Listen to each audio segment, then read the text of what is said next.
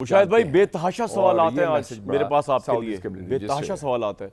मैं चाहूँगा one by one और कुछ तो जो इंटरनेशनल रिएक्शन है उससे निकले सवाल वो आपके सामने रखना चाहूँगा। लेकिन एक तो मेरा सवाल जो मेरा अपना सवाल है जो मेरे जहन में भी आया आपसे बात करते हुए कि क्या सऊदी अरब को आपने बताया कि ऑब्वियसली इसराइल ने वो बर्बरी गजा को तो वो वैसे ही समझता है जैसे कि वो हाजमे की गोली खा ली और हजम कर लिया। ईरान पे अटैक किया, ईरान ने खैर जवाब दिया, लेकिन ईरान पे अटैक बहुत बोल्ड स्टेप था इनका, बड़ा अग्रेसिव स्टेप था। फिर कतर पे कर दिया। ये एग्रीमेंट जो हुआ है आपके नज़दीक सऊदी अरब को कोई फौरी या थोड़े अरसे में खदशा था कि अब अमेरिका की रिलायंस तो नहीं है लेकिन इसराइल जो है वो सऊदी अरब पे भी अटैक कर सकता है, कोई ऐसा खदशा था जिसकी वजह से ये इतना बड़ा एग्रीमेंट हुआ है पाकिस्तान के साथ दिफाई? मेरे ख्याल में ज़रूर खदशा होगा, क्योंकि अगर वो कतर पर हमला कर सकता है जिसमें मोसाद के लोग जाके मुज़ाकरात कर रहे थे हमास के साथ, जहां अमेरिका के अड्डा मौजूद है, 10,000 फ़ौजी अमरीकी मौजूद हैं और अमेरिका का सबसे बड़ा अड्डा है मिडल ईस्ट में, मुस्लिम दुनिया में। अगर कतर सेफ नहीं रहा, और जिन्होंने, मैं समझता हूँ कि कतर ने भी बड़ा पैसा दिया था ट्रंप को जब वो आए थे, और जहाज़ भी तोहफे में दिया जो फ्लाइंग पैलेस कहते हैं लोग, $500 बिलियन का। बिल्कुल इन सब ने, बल्कि मैं कहूँगा वो पैसा जो दिया था वो तो सोफिस्टिकेटेड ब्राइब थी ना, एक किस्म का कह लें कि प्रोटेक्शन मनी नहीं होती कि बता होता है कि यार मैं पैसे दे रहा हूँ मुझे बचा के रखना, मेरी तहफ़्फ़ुज़ करना, वो जो कराची में लोग करते थे एक ज़माने में, तो वो बता टाइप था। लेकिन अनफॉर्चुनेटली उसका कोई फ़र्क नहीं पड़ा। वो आपने देखा कि कतर इससे अच्छा हमें दे देता जहाज, हम ज़्यादा प्रोटेक्शन प्रोवाइड कर देते।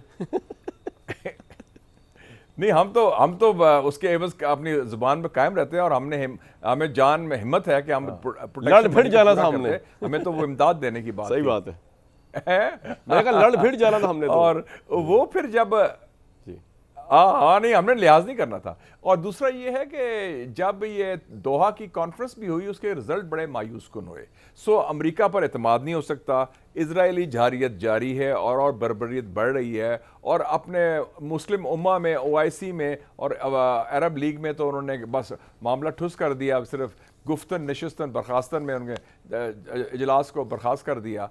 तो उन्होंने कहा कि यार कहाँ देखा, तो उन्होंने कहा पाकिस्तान इज़ वन कंट्री जिसमें जान है। और उसमें मैं क्रेडिट दूंगा फील्ड मार्शल आसिम मुनीर का कि उन्होंने जो नेगोशिएशंस की और क्वाइटली सारा जो मिलिट्री डिप्लोमेसी या खाकी डिप्लोमेसी कह लें उसमें बड़े कामयाब हुए माशाल्लाह। सर मैं आपसे एक सवाल पूछना चाह रहा हूं, लेकिन इससे पहले मैं आपको लो कॉन्टेक्स्ट बताना चाह रहा हूं जो मैं आपसे सवाल पूछ रहा हूं। राइटर्स ने ये छापा कि सऊदी ऑफिशियल से पूछा, asked whether Pakistan would now be obliged to provide Saudi Arabia with a nuclear umbrella, यानी कि पाकिस्तान, लोगों के लिए बता रहा हूँ, न्यूक्लियर अम्ब्रेला पाकिस्तान प्रोवाइड करेगा सऊदी अरेबिया को। ये एक सऊदी ऑफिशियल से राइटर से पूछा, और वो सऊदी ऑफिशियल अपना नाम नहीं बताया, लेकिन उसने जवाब ये दिया कि this is a comprehensive defensive agreement that encompasses all military means. यानी उसने ना डिनाई किया कि पाकिस्तान न्यूक्लियर अम्ब्रेला नहीं देगा, ना खुल के कहा, लेकिन जब उन्होंने ये कह दिया कि तमाम मिलिट्री ऑप्शन इसके अंदर मौजूद हैं, तमाम मिलिट्री जो है वो उसके अंदर आ जाएंगी, तो उसमें न्यूक्लियर भी आता है। इसके ऊपर ज़ल्मे खलीलज़ाद ने जो है एक ट्वीट किया है, उन्होंने कहा है कि ये मुआहदा सऊदी अरब की अमेरिका पर एतमाद कम होने का इशारा है, क्वेश्चन मार्क किया उन्होंने। साथ ही उन्होंने मुशाहिद साहब ये कहा है कि पाकिस्तान के पास एटमी हथियार और निज़ाम है जो मशरिक़ वुस्ता समेत इसराइल तक पहुँच सकते हैं। पाकिस्तान ऐसे निज़ाम भी तैयार कर रहा है जो अमेरिका तक हदफ पहुँचा सकते हैं। ये सवालात बहुत ख़तरनाक है और वक्त भी बड़ा ख़तरनाक है। क्या सऊदी अरेबिया पाकिस्तान एटमी प्रोग्राम को गैर रस्मी तौर पर साथ दे रहा है? कहने का मतलब ये है कि सर इसमें जो न्यूक्लियर एंगल है ये पाकिस्तान के लिए प्रॉब्लम भी तो क्रिएट कर सकता है ना, कि आगे आपको पता है पूरी दुनिया हमारे न्यूक्लियर प्लांट के पीछे है। आज से नहीं, कब से है, 99-98 में भी जब वो एटमी धमाके करने थे, अमेरिका ने पूरा टिल का जोर लगा लिया कि पाकिस्तान धमाके ना करे। ये जो इसका न्यूक्लियर डायमेंशन है जिसको ज़ल्मे खलीलज़ाद भी उठा रहे हैं और वो ख़तरा जाहिर कर रहे हैं कि मशरिक़ वुस्ता में न्यूक्लियर वो पहुंच जाएगा इसराइल के मुकाबले में न्यूक्लियर, इसको सर आप किस तरह देखते हैं? Is it a real threat for Israel and America? Well nonsense. मैं कहूँगा कि अजीब बात है कामरान साहब कि जब सऊदी अरेबिया ने ऐसे मुआहदे किए अमेरिका के साथ जो न्यूक्लियर ताकत है, उन्होंने किए बरतानिया के साथ जो न्यूक्लियर ताकत है, उन्होंने मुआहदे ऐसे किए फ्रांस के साथ जो न्यूक्लियर ताकत है, दफाई मुआहदे, उस पर तो किसी ने ये नहीं बात की कि जी ये न्यूक्लियर फैक्टर आ जाएगा। सिर्फ पाकिस्तान के साथ उनको तकलीफ हुई है। देखिए जी, पाकिस्तान का बड़ा वाज़ेह मौक़िफ़ है, हमारा जो न्यूक्लियर प्रोग्राम है वो हिंदुस्तान के जवाब में है, इंडिया सेंट्रिक, वो हिंदुस्तान के स्पेसिफिक है, इंडिया स्पेसिफिक है, साउथ एशियन सिक्योरिटी के कॉन्टेक्स्ट में है। उसके, और एक पुरअमन है क्योंकि ये दिफाई है, डिटरेंट है, क्योंकि हिंदुस्तान की वजह से हम 2 लाख हुए। हिंदुस्तान ने पहल की, हिंदुस्तान ने बुली करने की कोशिश की, हिंदुस्तान ने बालादस्ती कायम करने की कोशिश की, हमने जवाब दे दिया। और उसमें कोई और किसी का उसका आंसर नहीं है, ना मजहबी या और एक्स्ट्रा रीजनल कह लें साउथ एशिया का। ये जो प्रोपेगेंडा किया जा रहा है, चाहे वो मुझे भी कोई वेस्टर्न जर्नलिस्ट ने पूछा ये बात, मैं कहा एब्सोल्यूट नॉनसेंस, उसका ताल्लुक ही कोई नहीं। ये प्योरली 2 दोस्तों के दरमियान, 2 साथियों के दरमियान, 2 ब्रादर मुल्क के दरमियान हुआ है, और दोनों अमेरिका के दोस्त हैं इस वक्त।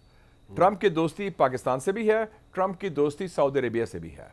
तो ऐसी कोई बात नहीं, और सिर्फ ये है उनके साथ जो उनको खतरा है डिफेंस का, एग्रेशन का अपने खत्ते में, उस हवाले से है, एज सिंपल एज दैट। उसमें हमारे ट्रूप्स जा सकते हैं, उसमें हथियार का एक्सचेंज हो सकता है, और अगर कोई ऐसी सिचुएशन हो तो हम सपोर्ट करेंगे, वी आर देयर। वैसे भी हरमैन शरीफ फैन पर तो हमारी कमिटमेंट 1982 से है, legally binding by the way. तो ये I would dismiss this nonsense. ये आपने इसको नॉनसेंस कह दिया, ठीक है, लेकिन ये बताइए कि ये फॉर रियल एग्रीमेंट है? एक तो होता है कि ठीक है, हम अब जरा इसके ऊपर डिटेल में जाके आपसे पूछना चाहूँगा ना मैं। एक है कि आपने ये कह दिया कि जी पाकिस्तान और अमेरिका का, पता है जिस वक्त सेंटो था और हमारे एग्रीमेंट्स थे उनके साथ, अमेरिका के साथ, कि हमने भी कहा था ये जो पाकिस्तान पे हमला होगा वो अमेरिका पे, लेकिन ऐसा हुआ नहीं। अमेरिका कोई पाकिस्तान की इमदाद के लिए मिलिटरीली तो नहीं आया, 71 में भी नहीं आया, और इसी तरह 65 में भी उस तरह नहीं आया कि अमेरिका की फोर्सेज आ गई हों। तो practically speaking, one by one अगर हम चलें, लेट्स सपोज इजराइल हमला करता है सऊदी अरेबिया पे, तो इस एग्रीमेंट के बाद क्या चेंज होगा? क्या Pakistan practically with its missiles, with its air force, with its बर्री फौज इजराइल को जवाब देगा? ये एग्रीमेंट है। पहले तो मैं जरा कॉन्टेक्स्ट बता दूं। आपने बात की अमेरिका पाकिस्तान की। अमेरिका और पाकिस्तान के 2 किस्म के अलायंसेस थे, ठीक है। एक उनका मल्टीलैटरल था, सेंट्रल ट्रीटी ऑर्गेनाइजेशन। एक था SEATO, South East Asia Treaty Organization, multilateral, जिसमें सिएटो में थाईलैंड, फिलीपींस भी था, बरतानिया भी था, ऑस्ट्रेलिया भी था, सेंटो में ईरान, टर्की थे, और बरतानिया था, अमेरिका था। तो वो मल्टीलैटरल हो गए। और एक बायलैटरल भी था 1959 की म्यूचुअल सिक्योरिटी पैक्ट, उसके तहत दोनों की थी, लेकिन उसमें ये क्लॉज नहीं था कि अगर अमेरिका पर हमला हो तो वो हमला पाकिस्तान पर। इन तीनों में ये क्लॉज नहीं था आपके ख्याल में? मुझे तो लगता है एक में था ये। हाँ, नहीं, ये क्लॉज नहीं था। अच्छा, ये ये नेटो में क्लॉज है। नेटो का जो national North Atlantic Treaty Organization है, उसमें ये क्लॉज है, an attack on one is an attack on all. उनके 29-30% मेंबर हैं, तो वो उसमें कॉन्टेक्स्ट में ये क्लॉज स्पेसिफिक टू है। हाँ, अगर let's say hypothetically, theoretically Israel कुछ करता है तो पाकिस्तान बिल्कुल पूरी इमदाद देगा। पाकिस्तान की अगर फौज उधर है सऊदी अरेबिया में, वो लड़ने को तैयार होगी। अगर पाकिस्तान के कोई हथियार हैं वो इस्तेमाल किए जाएंगे, तो बाय ऑल जो हमारा इक्विपमेंट है वो होगा, हम पूरी हमायत करेंगे सऊदी अरेबिया की। इसी तरीके से खुदा न खास्ता अगर पाकिस्तान पर जारियत होती है तो उसकी मुख्तलिफ इमदाद हो सकती है,